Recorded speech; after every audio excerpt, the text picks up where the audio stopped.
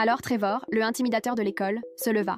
Mon père est diabétique. Elle a besoin de sucre maintenant. Suspension immédiate. Avant que je ne puisse répondre, la chouchoute de la prof intervint. Elle fait toujours ça pendant les examens importants. Vous vous souvenez du semestre dernier? Ashley? T'es folle! Cria quelqu'un. Regardez, ses lèvres sont littéralement bleues. 6 minutes restantes. J'essayais de me lever. Mes jambes fléchirent. Chaque mouvement était une torture. Mais tout le monde avait encore trop peur d'agir. Alors je fis ce que je devais faire. Je commençai à ramper vers la porte. J'atteignais mon 3e poteau quand Mademoiselle Winter me marcha sur la main.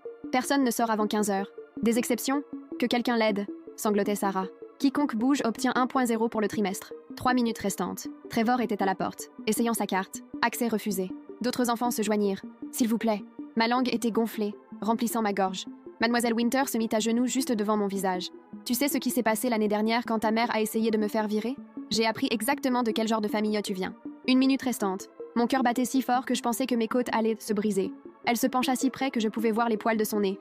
Pathétique. Toute ta famille. Pathétique. Manipulatrice. Menteuse. Ma tête heurta son nez. Je sentis mon cerveau frapper contre son crâne. Son cri en valait la peine. Son sang jaillit partout.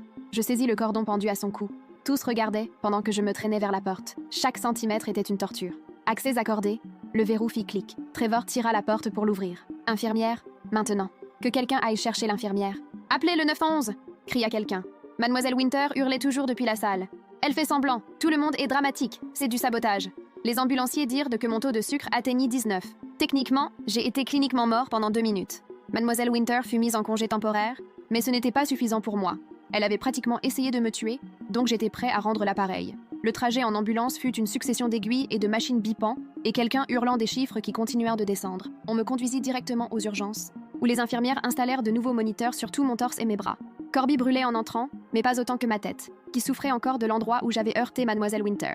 Un médecin aux yeux fatigués expliqua que je devrais utiliser un capteur de glycémie en continu pendant au moins 6 mois, car mon corps avait subi un traumatisme extrême. Maman serra ma main si fort que ses ongles s'enfoncèrent dans ma peau. Mon cerveau semblait nager dans la boue, mais la colère brûlant dans ma poitrine était aiguë et claire. Une infirmière commença à photographier le bleu qui s'étendait sur ma main, là où Mademoiselle Winter avait marché.